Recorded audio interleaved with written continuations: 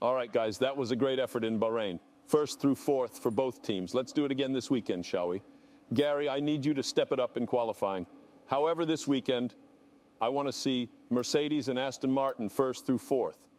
You hear the weekend objective and task there from Lawrence Stroll, of course, the team boss here at Aston Martin. Hello, everybody. Welcome back to a brand new episode of this F123 Driver Career Mode. Hope you're all having a great day, fresh off of a career best fourth place finish in Bahrain. Coming up, half a car length short of our first podium there against George Russell, of course, in that last lap battle, as we saw Lewis Hamilton hold off Fernando Alonso, of course, for the race victory. You see us touching down for the weekend here in the Jeddah, Saudi Arabia area now, as we were ready to get on track practice here on Friday. But yeah, I think the expectation obviously set by Lawrence there, we need to be first through fourth for Mercedes, Aston Martin, whatever order it is. We're not too worried right now because it's the beginning of the season. Of course, as the season progresses, this relationship that we share with Mercedes is definitely going to probably get tested at times, but for now it's probably not. Of course, depending on what situations could be thrown in our way with safety cars, battles for the wins and points and fastest laps, all those kind of things that could of course change the status of the relationship between the two teams. Hopefully it's in good standing though for as long as possible now, as of course we as well saw the three-time defending world champion Max Verstappen have a really rough Bahrain Grand Prix, but he was able to get into the points late, of course, and get a decent finish, but overall wasn't great. We topped the board in practice one, but as I always say, the practice leaderboard is, you take it with a grain of salt. It's practically meaningless. It's not really a good representation of where everybody is going to be. This is where the representation is. Saturday night, under the lights here, I got a new mod in this game that takes away the absolutely terrible night race fog that you saw in Bahrain, and it would have been in Jeddah, it would have been in every other night race basically. So I got completely rid of it, and look at how much better it looks on track. It's actually good. I don't know why Codemasters went that way with the fog, because it looks so bad, especially in the replays is where it looks the worst. As you can see, my first attempt here in Q1, it was a bit of a sloppy one. I hit the barrier on the left side, and then on the right side I hit it again, so I bailed on the lap, didn't damage the car somehow, so we would go for a second lap, same set of tires here in Q1, and actually watch this, we're going to go for a bit of a spin here, so we're a bit of under pressure from Lawrence Stroll, of course, to step it up in qualifying, and we've made two mistakes immediately here in Q1. I stay on the same set of tires, go for a third lap, we end up P10, and that would actually be enough to get us through into Q2 with P12. Carlos Sainz hit with a grid penalty, as you can see, Zhou Guanyu, Sargent, Tsunoda, Stroll, and De Vries all out, and Sainz actually had a collision with Lewis Hamilton that's going to give him a 5-place grid penalty. Q2, my first lap set me up in second place. Second lap late in the session, it was cruising into Q3. We would end up P7 here in Q2, so pretty happy with that, but a big shock again. Max Verstappen, for the second episode in a row to start the season, misses Q3 as his teammate Perez P6, Alex Albon in the Williams P5 makes it into Q3. Only one fresh set of softs for Q3, so I made one lap and one lap only right at the end of the session. Back against the wall, we have to put down the time, and I can tell you right now it was Mercedes and Aston Martin 1, 2, 3, and then myself in P10. I don't think I could have gotten any closer to that left side wall there on the apex, but really happy with the pace through the windy S's section, we'll call it here, to of course cap off sector 1. Got through the chicane okay, could have gotten there a little bit better, and then this chicane definitely once again a tiny bit sloppy, could have been a tad bit better, but overall was pretty happy with the lap. Down into the final turn, Hamilton went fast as he was going to be starting on pole, unless I have something to say about it, but I don't think we're going to be pole. Down the front straightaway, get that DRS wide open to the line. What is it going to be? To the line, it's going to be, we'll wait and see, hold on. It's going to be P3, so we do our job. Unlike in Bahrain, we're going to be starting on row number 2 here in Jeddah. Now you can see, sure enough, we get the objective complete. Mercedes, Aston Martin, first through fourth. Toto Wolff will be happy. Lawrence Stroll will be happy. Perez down in P9. Albon in P6, the second straight Grand Prix with a great qualifying effort. Let's see if we can hold it up this time in the Grand Prix.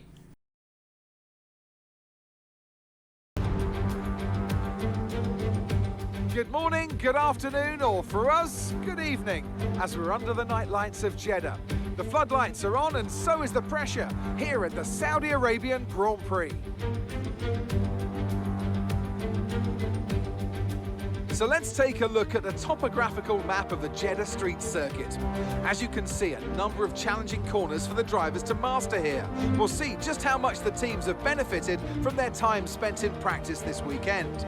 And like many street circuits, this track has the potential to punish drivers that get it wrong. Let's hope we avoid any safety cars today. Let's run you through the driver grid order for today's exciting race. Lewis Hamilton lines up on pole position, just ahead of George Russell, who starts this event from P2. Considering the rest of the grid, we have Golden Boy, Fernando Alonso, Leclerc, Albon, Norris, Perez, Gasly, Ocon, Oscar Piastri, Magnussen, Verstappen, Bottas, Joe, Sargent, Tsunoda, Sainz, Stroll and Nick de Vries. And with lights out just moments away, it's time to go down to the track.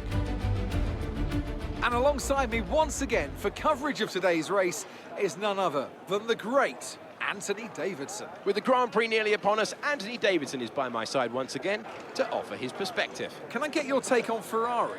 There have been some tweaks to the power unit regulations, of course, and I have to say it doesn't seem, so far at least, that they've been able to keep up. There are a few downcast looks within the team this weekend. I think they've been hit fairly hard by the new regs. But this is only the first step down a long road of development, and even if they don't maximise their points today, there are plenty more up for grabs this season. All right, then we are ready to roll. So we're going to see quite different strategies from the field here. We're going to be doing mediums to hards, one-stop strategy, just like we saw in Bahrain, but we are going to be on a different strategy from others. Russell's sharing the same strategy, but Hamilton, Alonso are going to be on softs. You see several drivers on softs, but as well several on medium sides with the grid penalty starting on hards. Let's get ready to roll here from Saudi Arabia. The formation lap gets underway and every driver will be looking to settle in for the race ahead, making sure that their car is ready for the battle once the lights go out.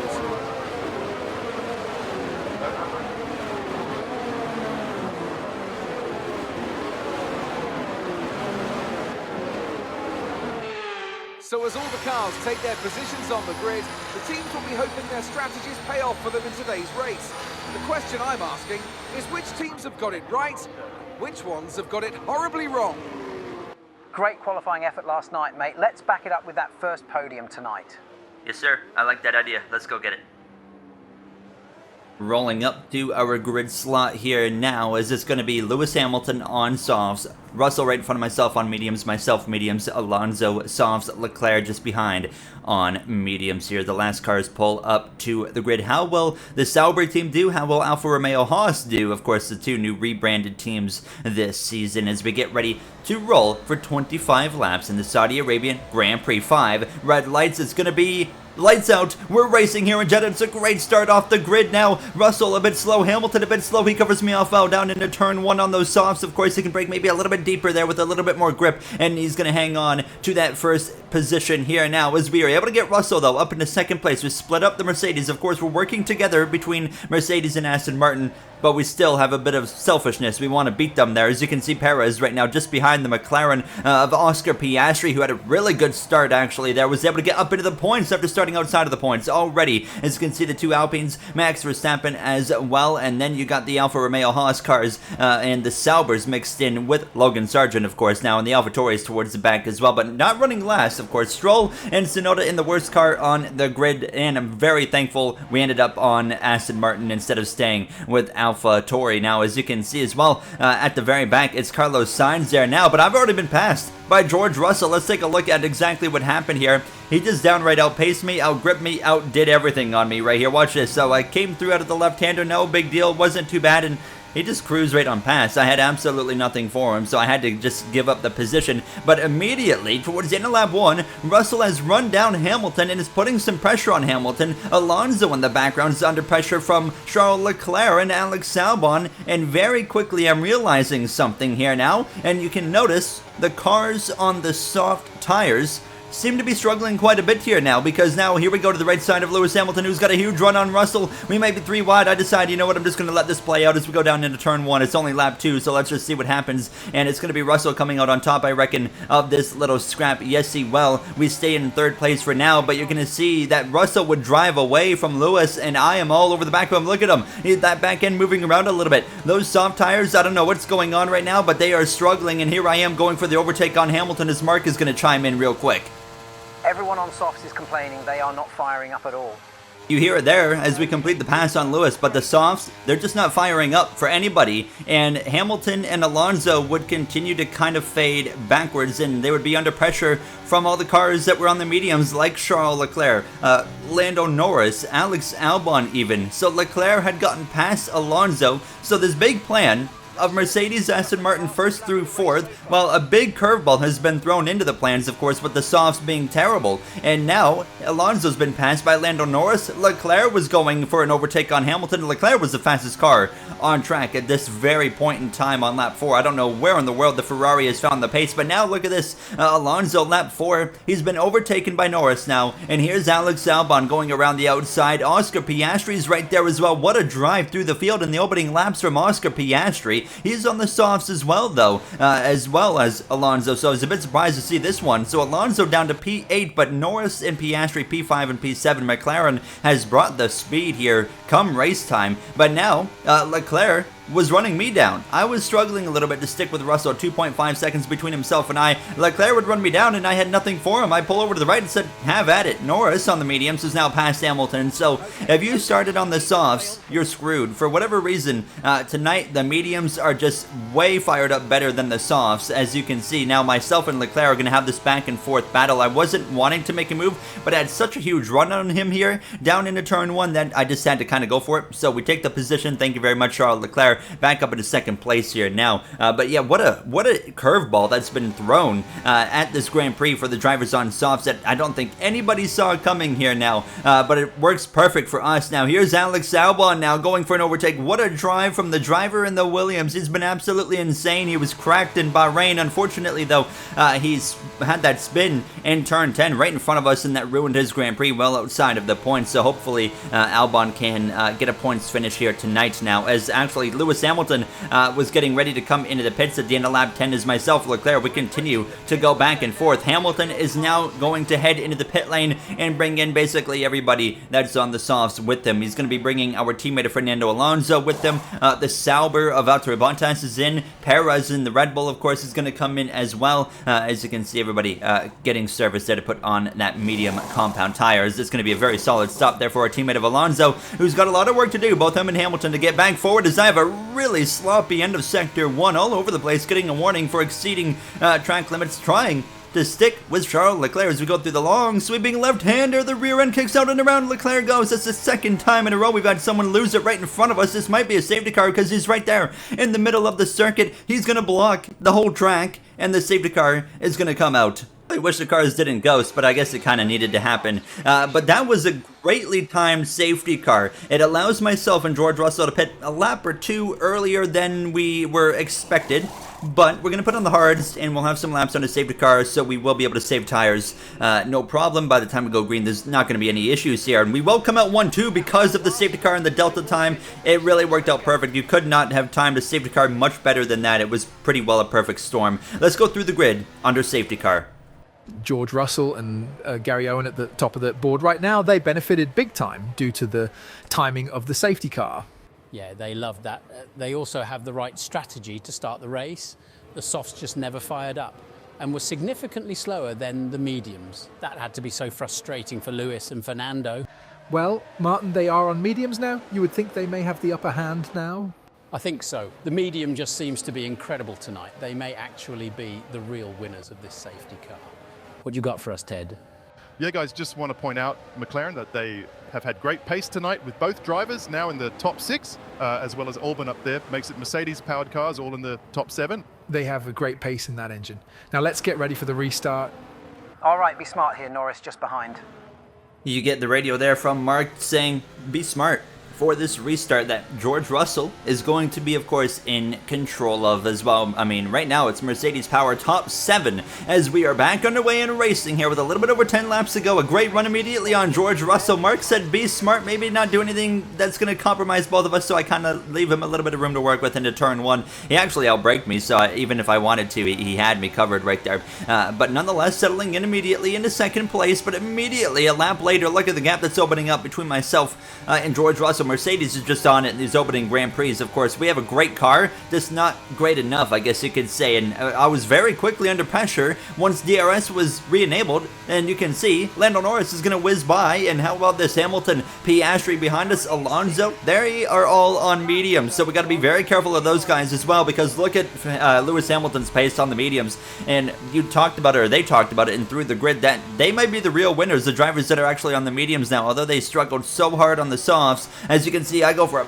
big slide there on the exit of the final hairpin, so losing a bit of contact, but fortunately I would be able to stick with these guys with some help from the DRS assistance. And now Hamilton going for a move on Lando Norris. Of course, Lewis winning the season opener, would love to go back to back to back. He also won the season finale at Abu Dhabi in season 1 there, has actually clipped the wall and actually don't have damage, although Mark, the way he was talking, it was like I did. As now we have put pressure on Norris here. Hamilton could be a sitting duck as we head down in towards the final corner. Of course, Hamilton with DRS still, but Norris swings to the right side. Down into the final hairpin we go. Nearly contact. There's definitely a little bit of contact right there between the two drivers now. Russell loving everything he sees behind him. He wants to see this battle, because if Hamilton can get away from myself and Norris, he's going to probably run down Russell here, as we're going to try and go up the inside of Hamilton down into turn 1 in the background as well. Piastri's in a battle with our teammate Fernando Alonso, as well as Alex Albon here, as we continue alongside Norris. We'll clear him, so up into P3, but Hamilton was able to get away during that, so now he is free to go run down his teammate of George Russell, and Toto Wolff is going to let those guys race at it. There's no team orders here today, as I have a bit of a moment there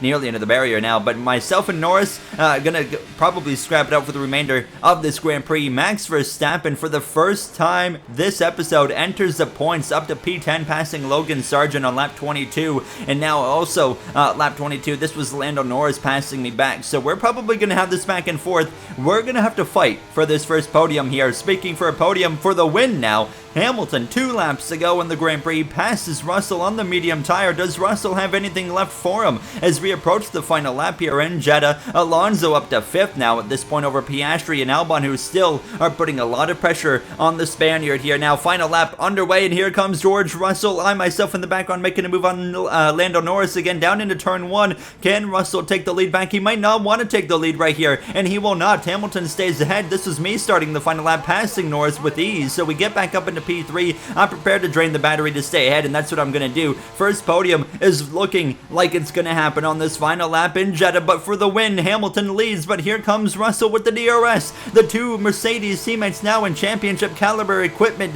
as they head down into the final hairpin. Russell gets the position. Hamilton's got a very low chance of getting him back as they exit the final hairpin. Sure enough, George Russell with a great exit. He is going to come through to get the win here in Saudi Arabia for race number 2. It's a Mercedes 1-2 down the front straightaway. We hang on and get our first podium in our Formula 1 career. Yes, and that's a podium. Excellent drive. The whole team have worked especially hard this weekend, and that, my friend, is a fantastic reward. Well done.